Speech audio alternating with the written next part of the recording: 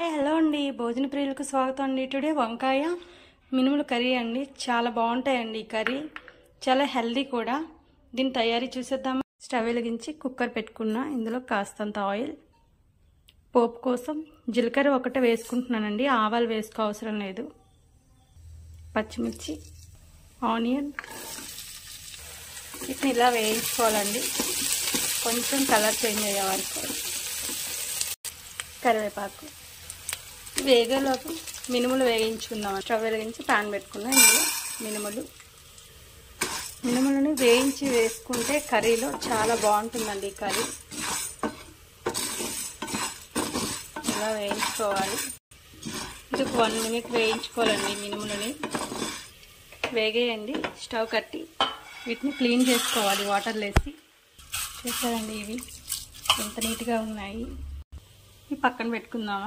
తాలింపు అయితే వేగిందండి. ఇందులో పసుపు, కారం, గరం మసాలా, రుచికి సరిపోయే సాల్ట్ వీటిని కాస్త వేగనివ్వాలి.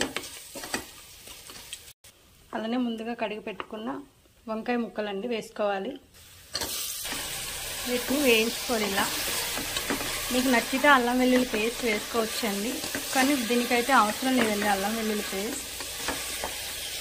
దీన్ని ఒక 1 minute వేయించుకోవాలండి. మా పల్లెటూరులో అయితే ఇలాంటి కర్రీస్ ఎక్కువగా వండుతామండి. వీక్లీ వంకాయ పెసలు, వంకాయ జున్నుములు, వంకాయ మినుములు అండ్ వంకాయ కందులు కర్రీ అని ఇలా మా పల్లెటూరులో చాలా బాగా వండుకొని తింటామండి వీక్లీ.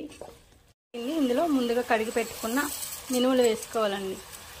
అలా మొత్తాన్ని ఒకసారి కలిపేసుకోవాలి. చాలా బాగుంటుందండి ఈ కర్రీ, చాలా టేస్టీ కూడా. వారానికి ఒక 2 సార్లు ఇలా వండి తినండి. మీ ఒంటికి కూడా చాలా మంచిది, చాలా ఆరోగ్యంగా కూడా ఉంటారు. కాస్తంత వాటర్ వేసి కుక్కర్ విజిల్ పెట్టుకోవాలి. 3 విజిల్స్ వస్తే సరిపోతుందండి. నేనైతే 1 కప్పు మినుములు, 1/2 కిలో వంకాయల కర్రీ అండి. ఇది ఒక 3 మెంబర్స్కి సరిపోతుంది ఈ కర్రీ. ఇదండి విజిల్ పెట్టుకోవాలి. ఇదండి కర్రీ అయితే కుక్ అయిందండి.